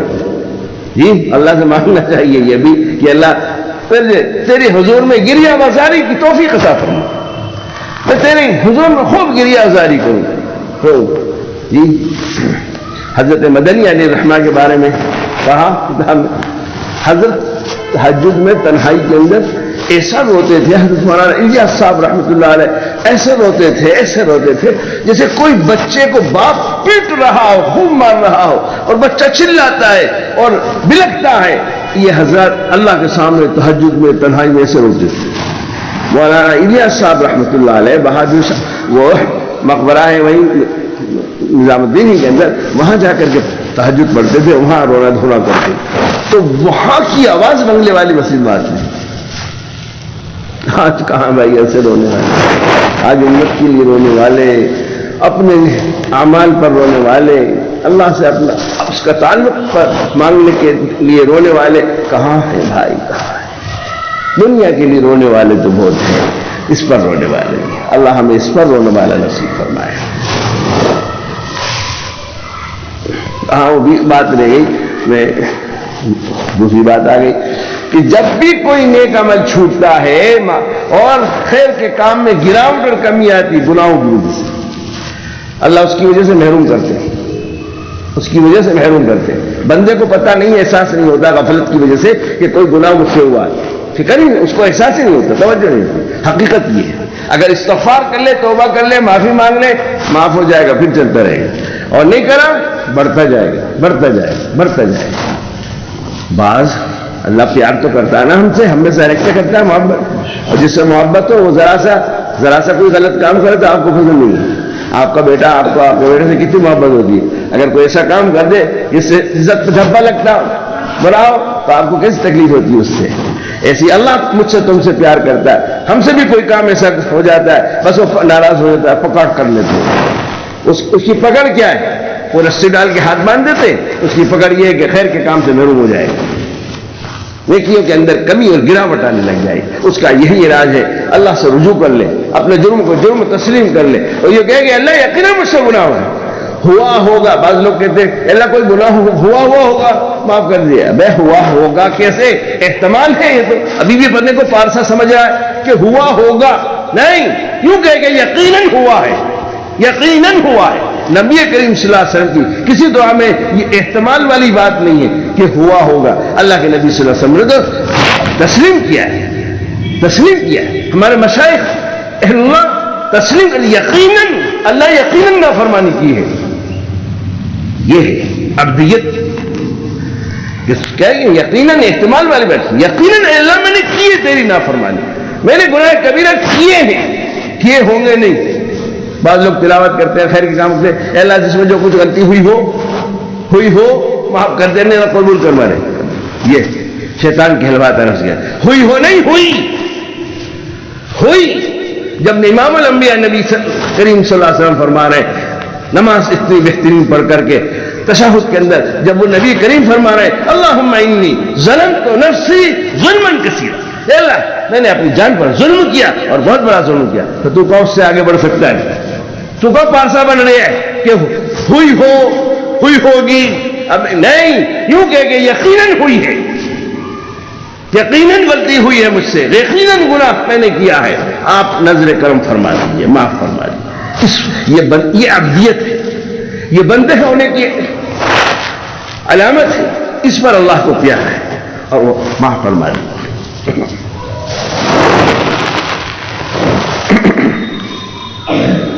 ایسا ہی جب انسان تواب ہو جاتا ہے، اللہ رب العزت سے جلدی جلدی معافی مانگنے کا مزاج بن جاتا ہے۔ تواب تو اللہ کی صفت ہے، ان اللہ هو التواب الرحیم، وہ رحیم توبہ کو قبول کرنے آیا ہے۔ حضرت فرما رہے ہیں انسان تواب ہو جاتا ہے، یہاں اس کا مراد یہ ہوگا کہ توبہ کرنے والا بن جاتا ہے، ذرا سا کچھ ہوا فوراً توبہ، ذرا سا کچھ ہوا فوراً توبہ، ذرا سا کچھ ہوا استغفار۔ اللہ رب العزت سے جلدی جلدی معافی مانگنے کا مزاج بن جاتا ہے، اور اللہ تبارک تعالیٰ کے سامنے رونے کی عادت جب پڑ جاتی ہے تو رب العالمین کے سامنے رونے کی عادت کا پڑنا در حقیقت اس کی عطا کی کنجی چابی ہے، چابی۔ چنانچہ مولانا سید اصغر حسین صاحب رحمۃ اللہ علیہ بڑے درجے کے لوگوں میں سے تھے، دارالعلوم کے بہت بڑے استاذ تھے، بہت بڑے بزرگ تھے۔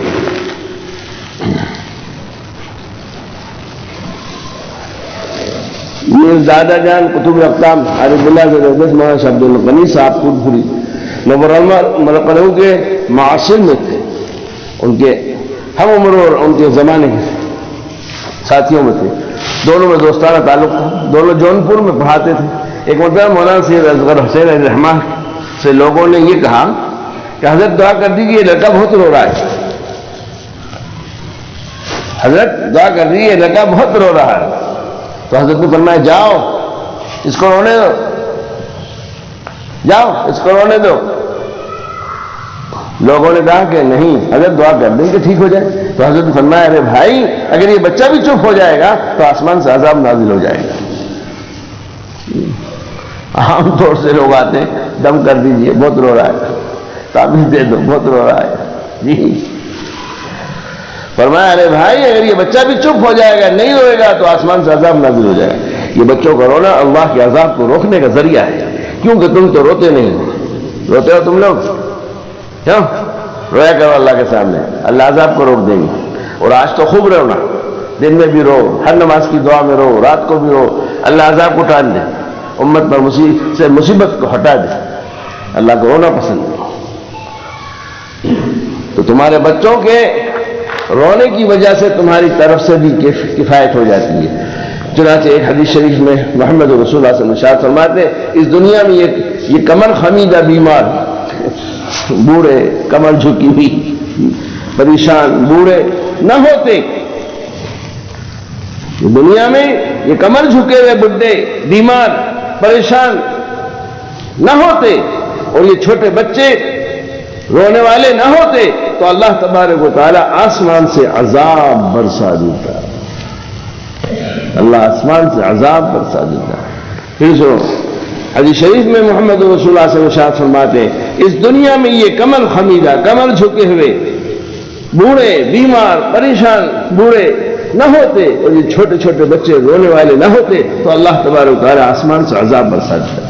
یہ جو جوان جینس اور ٹی شرٹ پہن کر اور کھا کر مستنڈے ہو کر گھوم رہے ہیں اور اللہ کی نافرمانی کرتے پھر رہے ہیں, صبح کھاتے ہیں تو شام تک نافرمانی کرتے رہتے ہیں, اس کو خیال تک نہیں آتا کہ ہم کتنے بڑے کی نافرمانی کر کے اس کی حکومت میں گھوم رہے ہیں. اگر وہ مالک گردہ فیل کر دے, کتنی فیل ہو جائے تو کیا کرو گے؟ اگر دماغ فیل کر دے, پاگل ہو جاؤ تو کیا کرو گے؟ میرے دوستو, یہ جو بیچ والے طاقت اور زوراور لوگ ہیں, حدیث میں آتا ہے کہ ان کی وجہ سے پتھر کی بارش ہو جاتی, لیکن یہ بچے رو رو کر اس کو روکے ہوئے ہیں. اب تم تعویذ لکھوا رہے کہ بچے بھی نہ روئیں. لو شباب خشاع وبهائم رتع وشيوخ ركع واطفال رضع نصب عليهم العذاب صبا.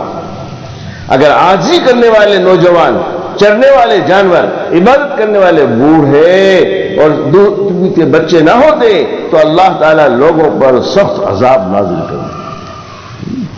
اگر عاجزی کرنے والے نوجوان, چرنے والے جانور, عبادت کرنے والے بوڑھے اور دودھ پیتے بچے نہ ہوتے تو اللہ لوگوں پر سخت عذاب نازل کر دیتا. والدین کی ذمہ داری ہے. آج لوگ والدین کا شرف لینا چاہتے ہیں. اب یہ ہے, بعض جوان میرے پاس آتے ہیں, کیا ایک بات کرنی ہے, کرو ذرا اکیلے میں کروں گا. کتنے آتے ہیں؟ ہاں بولو, چلو بھائی تم ادھر ہو جاؤ. کیا سال بھر ہو گیا شادی کو, بچے نہیں ہو رہے. سال بھر ہو گیا شادی, بچے نہیں ہو رہے, تو تعویذ دے دیجیے. دیکھیے آپ کیسا ابا بننے کا شوق ہے جی, کیسا ابا بننے کا شوق, اور جلدی سال بھر میں ہی بے چین ہو گیا اور تڑپ پیدا ہو گئی کہ اولاد ہونی چاہیے, بچے ہونے چاہیے. حضرت فرماتے ہیں کہ آج کل لوگ ماں باپ بننے کا شرف لینا چاہتے ہیں کہ صاحب ماں باپ کا بہت بڑا درجہ ہے. کیا درجہ ہے؟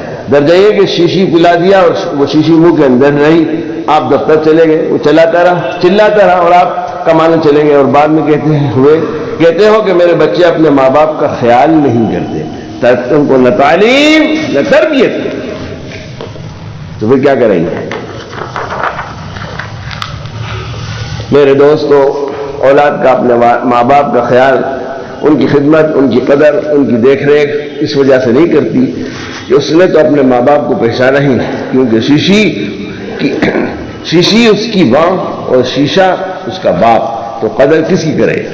کسی بھی چیز کا درجہ مجاہدہ کرنے پر ملتا ہے, بغیر مجاہدے کے کچھ بھی نہیں ملتا. ماں باپ چاہتے ہیں کہ کچھ کرنا بھی نہ پڑے اور ماں باپ کا درجہ مل جائے. بچہ رو رہا ہے تو مولوی صاحب کے پاس تعویذ لینے آ گئے تاکہ بچہ بالکل چپ ہو جائے. ایک بچے کا رونا پوری قوم کی نجات کا ذریعہ بن گیا. اللہ تبارک تعالیٰ نے حضرت یونس علیہ السلام کی قوم پر عذاب نازل کرنے کا حکم دیا, جاؤ اس قوم کو لے جا کر الٹ دو, آسمان پہ لے جاؤ اور اس کو الٹا کر دو. اب جب الٹنے کی تیاری ہو گئی تو پھر دوسرا حکم آیا, عذاب روک دو. چنانچہ یہی ایک قوم ہے جس پر عذاب آ کر واپس چلا گیا. حضرت یونس کی ایک قوم ہے ایسی کہ عذاب آ کے واپس چلا گیا,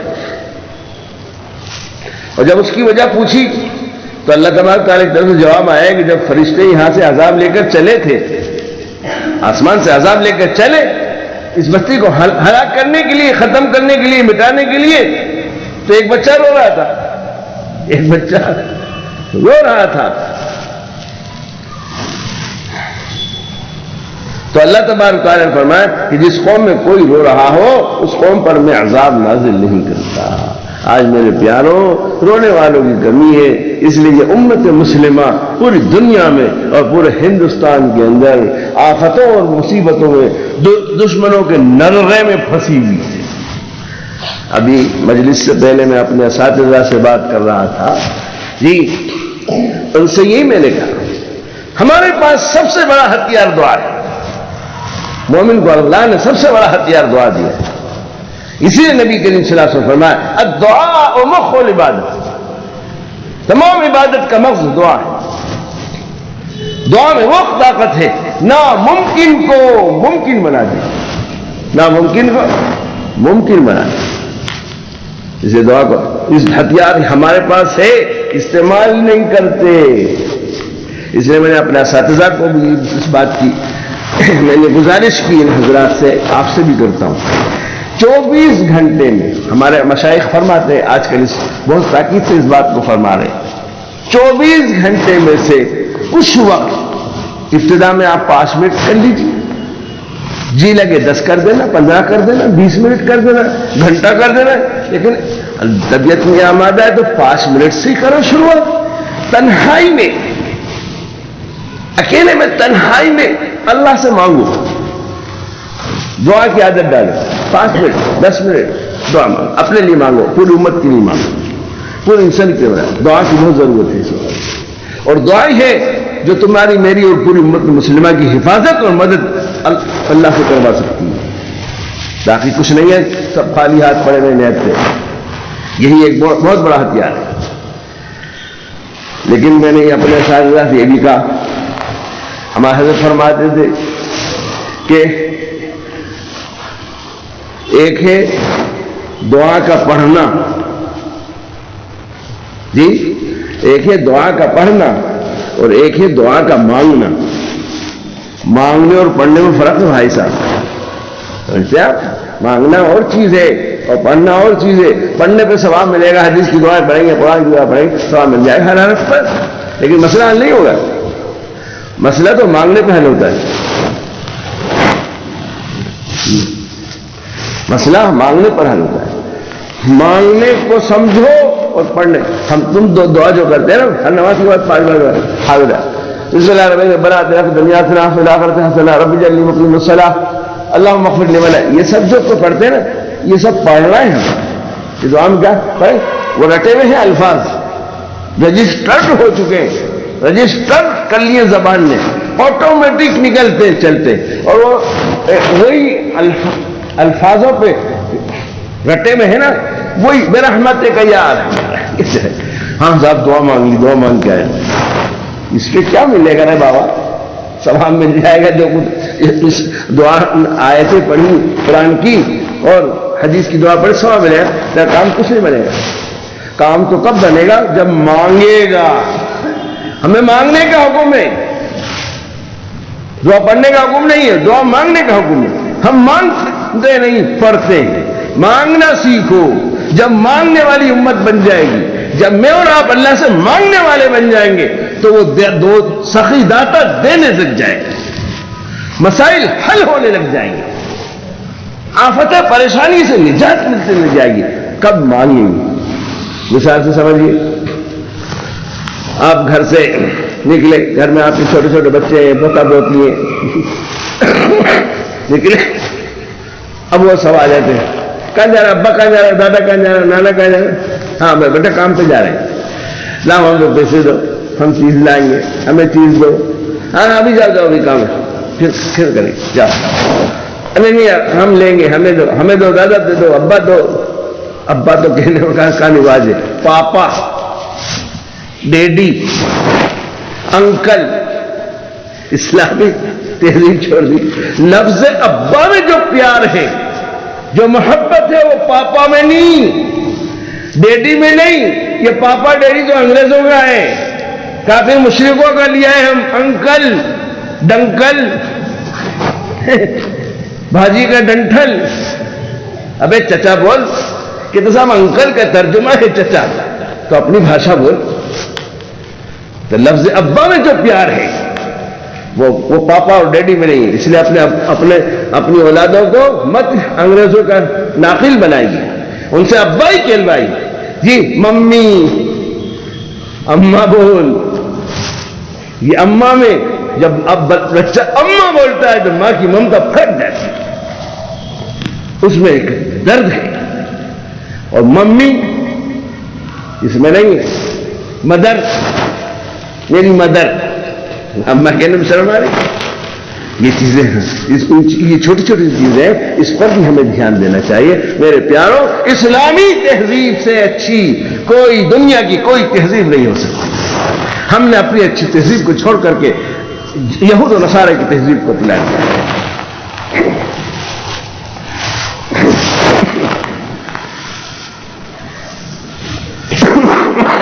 تو میں کہہ رہا تھا کہ وہ بچے پیچھے لگ جاتے. اب آپ جلدی میں اور آپ کو اس کا دینے کے موڈ میں نہیں ہے, نہیں چلے جاؤ زیادہ, اس نے کہا تو ایک چاٹا مار دیا. اب جو چاٹا پڑا نا تو وہ اور ضدی ہو گیا, ہٹیلا. اب تو جھوم گیا ٹانگوں سے, اب تو لوں گا, رو رہا ہے, چلا رہا ہے, لوں گا, نہیں جانے دوں گا, لوں گا. اب آپ موڈ میں نہیں تھے, لیکن وہ رونا جب شروع ہوا نا, چھوڑ گیا تو اب دل پسند گیا, لے لے لے لے, نالائق, مانتا ہی نہیں, لے. کیا کرا اس نے؟ پڑھا آپ کے سامنے پڑھا اس نے, مانگا, نہ چاہتے ہوئے اس مانگنے پر مجبور ہو کر دے دیا. میرے پیاروں, ایسے ہی میں اور تم جب اللہ سے مانگیں گے اس بچے کی طرح, پھر اللہ عطا کرے. مانگنے والے سائل ہوتے ہیں نا, وہ آتے ہیں دروازے کہ آتے رہتے ہیں, بابا معاف کرو, بابا معاف کرو. بعض ایسے ہوتے ہیں بیچارے چلے جاتے ہیں, اور بعض ایسے ہوتے ہیں ارے دے دے بھائی, اتنی عاجزی کر دے, ارے دے دے دے دے, باسی روٹی دے دے, پھٹا پرانا کپڑا دے دے, ارے 5 روپے دے دے.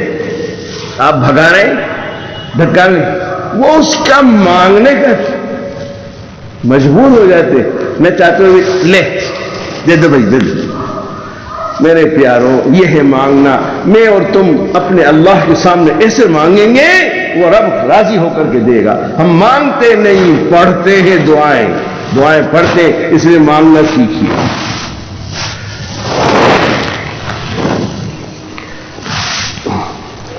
جس طرح ایک بچہ رو کر اپنی تمام ضروریات اور حاجت کو ماں باپ سے پوری کرا لیتا ہے, اسی طرح اگر ہم بھی پوری زندگی اللہ کے سامنے روتے رہیں اور مانگتے ہیں تو اللہ تبارک و تعالیٰ ہماری ضرورتوں کو ضرور پوری کریں گے. ہمیں کسی مخلوق سے کچھ کہنے کی ضرورت نہیں ہوگی, خود بخود حکم ہوگا کہ میرا فلاں بندہ فلاں جگہ پر ہے, وہاں لے جاؤ, اس کو کھلا کر لا. ایک صاحب حضرت والا صاحب ہردوئی رحمۃ اللہ علیہ فرمائے کہ ایک نسخہ بتاتا ہوں, کیونکہ ہر سال بہت سے لوگ اس نسخے کے متعلق پوچھتے ہیں. تو اس وقت سے پوچھ دیا کہ حضرت مجھے بھی بتا دیجیے. تو حضرت والا نے فرمایا روزانہ بلا ناغا 2 رکعت صلاۃ الحاجت پڑھو اور اللہ سے مانگو. پڑھتے ہمیں جن سے حاجتیں ضرورت ہوتی ہے 10 چکر کھاتے ہیں ان کے گھر کے, آفسوں کے 10 چکر کھاتے ہیں, لیکن اس رب کریم کے دربار میں 24 گھنٹے میں روزانہ جیسے کھانے کا ناغہ نہیں, چائے کا ناغہ نہیں, گٹکے کا ناغہ نہیں, ایسے ہی صلاۃ حاجت کا بھی ناغہ نہیں, روز صلاۃ حاجت پڑھتے. جہاں جب کوئی شدید عادت تب بھی نہیں پڑھتے, روزانہ تو بڑی بات ہے. اس لیے میرے عزیزوں, آج کی مجلس سے یہی بات لے لو, عزم کر لو کہ انشاءاللہ اب میں روزانہ اپنی عادت میں داخل کر لوں گا کہ روز اپنے رب سے 2 رکعت صلاۃ حاجت پڑھ کر مانگا کروں. مکروہ اوقات کے علاوہ جو آپ کو مناسب ہو وہ وقت طے کر لیجیے, اس وقت میں 2 رکعت صلاۃ حاجت روز پڑھ لیں, ضرورت پڑ گئی, اور اللہ ہمت دے تو پھر 2 رکعت اور پڑھ لو, صلاۃ التوبہ بھی پڑھ لو. 24 گھنٹے میں ایک بار روزانہ صلاۃ التوبہ بھی پڑھو 2 رکعت. 24 گھنٹے میں کتنے گناہ ہوتے ہیں پتہ ہی نہیں, اسے توبہ بھی 2 رکعت صلاۃ. اے اللہ آج جس صبح شام سے کتنے گناہ ہو گئے, 24 گھنٹے میں کتنے گناہ کیے, اللہ معاف کر دے, میں توبہ کرتا ہوں. میرے پیاروں, اگر روز 2 رکعت صلاۃ توبہ کی بھی عادت ڈال لی, انشاءاللہ اللہ معاف کر دے گا, معاف کر گے. روز ہی مانگ لیا یار, یہ تو معافی روز معافی مانگ لیا, روز مانگ. آپ سے بھی کوئی جی آپ جتنی بار گھر میں جائیں بیگم معافی مانگے, جتنی بار بیٹا معافی مانگے, بہو معافی مانگے, تو آپ بھی پسند جاتے ہیں. ارے بھائی کیا ہمیں شرم نہ ہو, بس کر دیا, معاف کر دیا, بند کر دیا. آپ کو غیرت آتی ہے تو وہ تو اللہ ہے, اس کی بھی رحمت میں جوش آئی. دیکھو 24 گھنٹے میں روز صلاۃ التوبہ پڑھ کے مجھ سے کہتا اللہ معاف کر دے, جا میں نے معاف کر دیا. سبحان اللہ. اس لیے میرے پیاروں یہ 2 کام اختیار کر لیجیے. آج کی اصلاحی مجلس میں یہی لے کے جائیے, 2 رکعت صلاۃ الحاجت اور 2 رکعت صلاۃ التوبہ روزانہ پڑھنے کا اپنا معمول بنا لیجیے. اللہ مجھے بھی توفیق عطا فرمائے. خیر وہ آدمی کہتا ہے میں نے شروع کر دیا, بلا ناغہ نماز پڑھنے لگ گیا. تو ایک مرتبہ میں بمبئی سے آ رہا تھا, تو میں نے ایک صاحب پوچھتے آ رہے تھے کہ فلاں مولوی صاحب کہاں, جبکہ میں اس وقت سو رہا تھا. تو مجھے اٹھا کر پوچھا بھائی آپ کا نام کیا ہے؟ تو میں نے کہا کہ میرا یہ نام ہے. تو انہوں نے اس وقت کے حساب سے ایک حج کا جو خرچ تھا اتنا روپیہ دیا کہ لو بھائی یہ تمہارے حج کا خرچہ ہے. دیکھو صلاۃ حاجت، لیکن اس لالچ میں مت پڑی ہو کہ مجھے بھی کوئی دے جائے گا. ہاں وہ تو اللہ کی رضا کے لیے پڑی ہو. اللہ تبارک و تعالیٰ ایسی جگہ سے عطا کرتے ہیں جہاں سے بندے کو وہم و گمان بھی نہیں ہوتا، لہذا ہمیں کسی مخلوق کا دروازہ کھٹکھٹانے کی ضرورت نہیں. میرے حضرت مولانا شاہ مفتی محمد عبداللہ صاحب پھولپوری رحمۃ اللہ علیہ ساتھ میں سفر میں ایک صاحب تھے جو میزبان سے کنارے میں جا کر کہنے لگے صاحب میں بہت پریشان ہوں، آپ سے جو کچھ ہو سکے میری مدد کیجیے. لیکن حضرت کو یہ بات معلوم نہیں ہونی چاہیے. اب میزبان نے آ کر مجھ سے پوچھنا شروع کر دیا کہ حضرت آپ کے ساتھ جو مولوی صاحب آتے ہیں وہ بہت پریشان ہے، کچھ مدد کروں؟ تو میں نے کہا کہ اولاً آپ کو پوچھنے کی ضرورت ہی کیا تھی؟ مجھ سے کیوں پوچھا آپ نے کہ مدد کروں؟ ٹھیک. دوسری بات یہ اگر تم کو دینے کا جی چاہ رہا ہو تو دے دیتے. میں نے ایک بات کہی کہ حضرت میں بہت سوچتا رہا کہ دوں یا نہ دوں، دوں یا نہ دوں. حالانکہ وہ دینے والا آدمی تھا، مدد کرتا تھا. وہ کہنے لگا آپ ہی بتائیں میں کیا کروں. بات سمجھ میں آ گئی کہ وہ مخلوق سے کہہ رہا ہے، اللہ تبارک تعالیٰ سے کہتا تو اس کے ہاتھ کنجی چابی ہاتھ میں مل جاتی. اور جب چابی مل جائے تو پورا خزانہ ہی آپ کا ہے. اس لیے ایک عادت یہ بھی بناؤ، بچوں تم بھی سن لو، طلبا آپ بھی سن لو، اساتذہ بھی سن لو، اور جو ہمارے شہر کے حضرات ہیں، یہ مخلوق سے مانگنا اور سوال کرنے کی عادت اگر خدا نہ خواستہ ہے تو ترک کر دیجیے. آج سے طے کر لو کسی کے سامنے ہاتھ نہیں پھیلائیں گے، کسی سے اپنی ضرورت نہیں بتائیں گے، کسی سے سوال نہیں کریں گے، مانگیں گے، سوال کریں گے، اپنی حاجت بتائیں گے تو صلاۃ الحاجت پڑھ کے اس رب کو بتائیں گے. دیکھو پھر آپ کی کیسی عزت ہوتی ہے، کیسا مقام ہوتا ہے، وہ رب کیسے دیتا ہے. ہم مخلوق سے کہتے ہیں اپنی حاجتوں کو، ضرورتوں کو سوال کرتے ہیں، اپنی عزت کا ستیہ ناش کرتے ہیں، اپنے وقار کو مجروح کرتے ہیں. اور اللہ کو یہ ناپسند ہے. آپ کا بیٹا بالغ بیٹا ہو، آپ بھی ہے اور پڑوسی بھی ہے اور بھی ہے، وہ بیٹا آپ سے نہ مانگے، وہ پڑوسی سے مانگے، دوسرے کسی کے بھیا مجھے ضرورت ہے ذرا 100 روپے دے دو، 50 روپے دے دو، 10 روپے دے دو. آپ دیکھیں گے بڑا خوش ہوں گے، چھاتی سے لگا رہے ہاں میرے لال، میرے 10 روپے بچے، میرے 100 روپے بچے، اچھا بات تو ان سے مانگ لیں. بولیے خوش ہوں گے، چھاتی سے لگائیں گے. گھر ایسا جلال آئے گا، گھوٹ ملے گا، دانت پیسے گا، تیرے کو تو گھر چل کے بتاؤں گا. اور گھر آ کے اب ذلیل کر دیا، مجھے رسوا کر دیا، میں بھگتتا تھا کیا؟ اس سے نہیں کہتا، اس سے نہیں مانگتا، اس سے مانگتا، اس سے کیوں مانگتا؟ آپ کو اتنی غیرت ہے، ایک گندے قطرے سے بنے ہمیں اتنی شرم اور غیرت ہے جی، اتنی طبیعت میں غیرت ہے، ایسی غیور طبیعت ہے کہ ہم باپ کے علاوہ دوسرے سے مانگے تو آپ کو لعنت دے، آپ کی بیوی دوسرے سے سوال کرے مانگے تو آپ کو پسند نہیں، گوارا نہیں. تو وہ رب جو ساری کائنات کو دے رہا ہے، پالنے والا ہے، بندہ اس رب سے نہ مانگے، اس سے سوال نہ کرے، دوسروں کے سامنے ہاتھ پھیلائے، دوسروں سے سوال کرے، وہ رب بھی کیسا ناراض ہوتا ہوگا، اس کو کیسا جلال آتا ہوگا، اس کا غصہ کیسا بھڑکتا ہوگا. آپ پوری سیرت صحابہ دیکھیے، کبھی مخلوق سے صحابہ نے مانگا ہی نہیں، رب سے مانگا. اللہ کے نبی کی سیرت پڑھو، ہے حدیث شریف، اللہ کے نبی کو جب بھی کوئی سخت امر پیش آتا فوراً نماز کی طرف متوجہ. ہمارے مشائخ اہل اللہ جی کوئی سوال نہیں کرتا اللہ سے. یہ جب صلاۃ حاجت کی آپ عادت بنائیں گے تو یہ نعمت بھی انشاءاللہ اللہ تک کرے گا.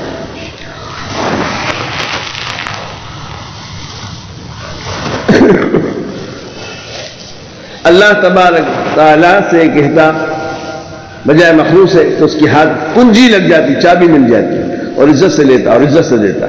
ایک بزرگ فرمان لے، آخری وقت تھا، اپنے لوگوں کا کہ میں گھر سے بھی تو مطمئن ہو گیا ہوں. تو حضرت کیسے؟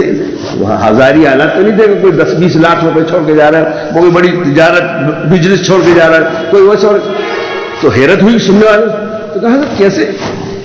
کہا میرے بچے ہیں نا اللہ سے لینے والے بن گئے. کیا میرے بیٹے اللہ سے لینے والے بن گئے؟ اسے بے فکر ہوں میں، ان کو کوئی مسئلہ آئے گا، کوئی حاجت آئے گی، ضرورت آئے گی، یہ مخلوق سے نہیں مانگیں گے، مخلوق سے نہیں کہیں گے، خالق سے کہیں گے. اس لیے میں خوش ہوں. اب مجھے اطمینان ہے، میں نے تم نے بنایا اپنی اولادوں کو ایسا. اس کی دکان بڑھیا ہو جائے، میرا بیٹا پیروں پہ کھڑا ہو گیا، کمانے لگ گیا، اس نے بلڈنگ اپنے خود پیسے کمائی سے بنا لیا، اس سے خوش ہوتے، ارے اللہ والا بنایا جی، اللہ سے لینے والے بنایا، احساس نہیں، اس کی قدر قیمت ہی نہیں۔ اس لیے یہ مال والا، دنیا والا، بلڈنگ والا، دکان والا بنا کے خوش مت ہو، یہ تو مقدر میں خدا دے کے رہے گا، اس خدا کے نزدیک اس پوری دنیا اور دنیا کے مال و دولت کی مچھر کے ایک پر کے برابر بھی قیمت نہیں ہے۔ ان اولادوں کو اللہ والا بناؤ، اللہ والا بناؤ، متقی بناؤ، زاہد بناؤ، ان کے صدقے میں مغفرت ہو جائے گی۔ لیکن عام طور سے ہم اولاد کو مال والا بنانا چاہتے ہیں، مال والا دیکھنا چاہتے ہیں، اللہ والا نہیں بناتے، نہ اس کی ہمارے نزدیک کوئی وقت اور قیمت ہے۔ پچھلی تاریخ پڑھیں گے تو وہ اپنی اولادوں کو اللہ والا بنا کے گئے۔ میرے والد صاحب رحمۃ اللہ علیہ، ہم لوگ 6 بھائی تھے، سب کو مدرسوں میں پڑھائے، خاندان کے لوگ کہے کیا آپ نے سب کو مدرسے میں سڑ دیا، سب کوئی مولوی ملا بناؤ گے کیا؟ ارے کسی کو ڈاکٹر بناتے، کسی کو انجینئر بناتے،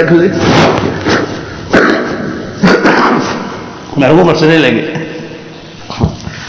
فرمایا کہ سب کو ملے ہی بنا رہا ہوں، اس لیے بنا رہا ہوں کہ مر جاؤں گا تو یہ میرے لیے ہاتھ اٹھا کے دعا کریں گی مغفرت کی، اس لیے سب کو ملا بنا رہا ہوں، نہیں بنا رہا یہ ڈاکٹر حکیم نہیں بنا رہا۔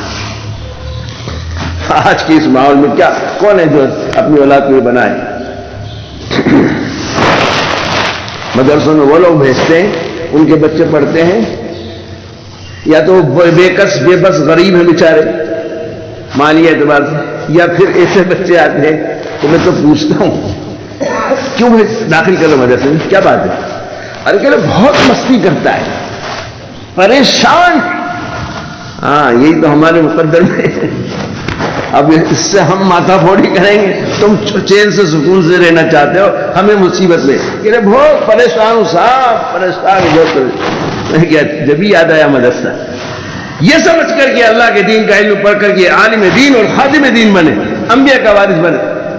مستی بہت کرتے کہ بھئی آپ کیوں کر رہے ہیں؟ کیا سال اسکول ہی نہیں جاتے، فیل 2 سال سے 3 سال سے فیل ہوئے، اس کے ساتھ مدرسہ میں ڈالتے، ایسا مال ملتا ہے۔ مفکر اسلام حضرت مولانا سید ابو الحسن علی ندوی رحمۃ اللہ علیہ فرماتے تھے کہ ایسا کنڈم مال ملتا ہے، کریم 1 نمبر کا مال تو کالجوں میں جاتا ہے، اسکولوں میں جاتا ہے، ڈاکٹر، انجینئر، وکیل، فلاں فلاں فلاں، 1 نمبر مال جو امت کا ہے بچے وہ تو وہاں جاتے ہیں۔ کیا ہے کیا عربی بناؤں ہر ایک ہے نا، کیا توبہ ملا مسجد کا لوٹا بناؤں گا؟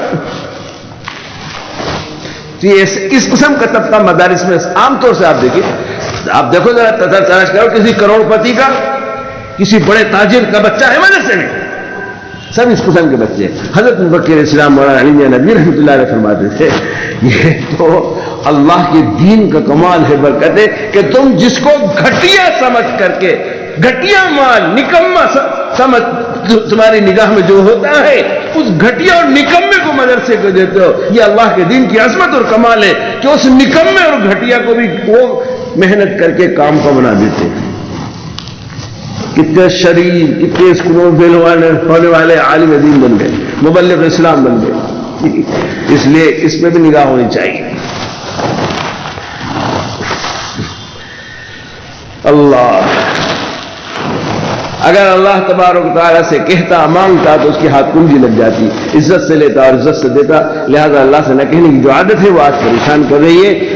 نیز وہ عادت مخلوق کے سامنے دست سوال دراز کرتی ہے اور مخلوق سے ڈانٹ سنواتی ہے، کیونکہ لصاحب الحق مقال، کہ صاحب حق کا کچھ کہنے کا حق ہوتا ہے۔ یہ سب کیا ہے؟ یہ اللہ رب العزت سے نہ کہنے کا نتیجہ ہے۔ کسی شاعر نے کیا ہی خوب کہا، در کریم سے بندے کو کیا نہیں ملتا، جو مانگنے کا طریقہ ہے اس پر مانگ۔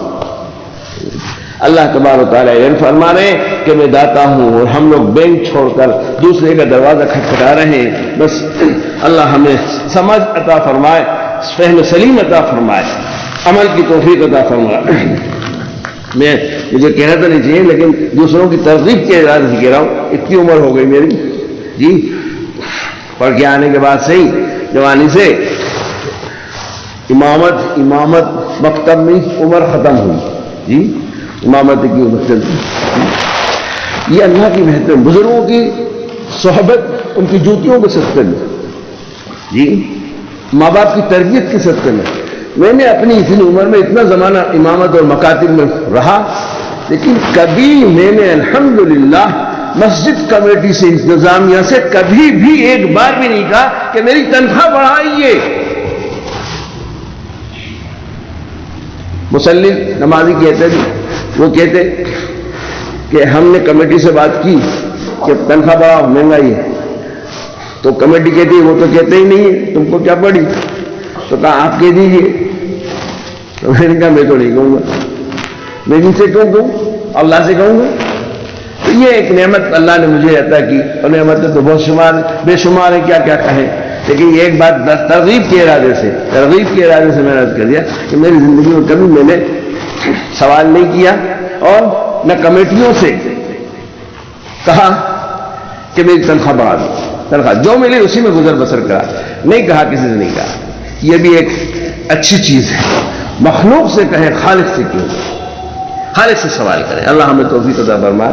بسم اللہ الرحمن الرحیم، الحمدللہ رب العالمین، والصلاة والسلام علی رسول محمد وعلی آلہ وصحبہ اجمعین۔ اللهم اجعلنا سامعين مطيعين واولياء مخلصين ورفقاء مصاحبين، اللهم توفنا مسلمين والحقنا بالصالحين غير خزايا ولا مفتونين ولا نادمين، اللهم انا نسألك من خير ما سألك منه نبيك وحبيبك سيدنا محمد صلى الله عليه وسلم، ونعوذ بك من شر ما استعاذك منه نبيك وحبيبك سيدنا محمد صلى الله عليه وسلم، وانت المستعان وليك البلاغ، لا حول ولا قوة الا بالله العلي العظيم، ربنا تقبل منا انك انت السميع العليم وتب علينا انك انت التواب الرحيم، صلى الله تعالى على خير خلقه محمد وعلى اله وصحبه اجمعين برحمتك يا رب۔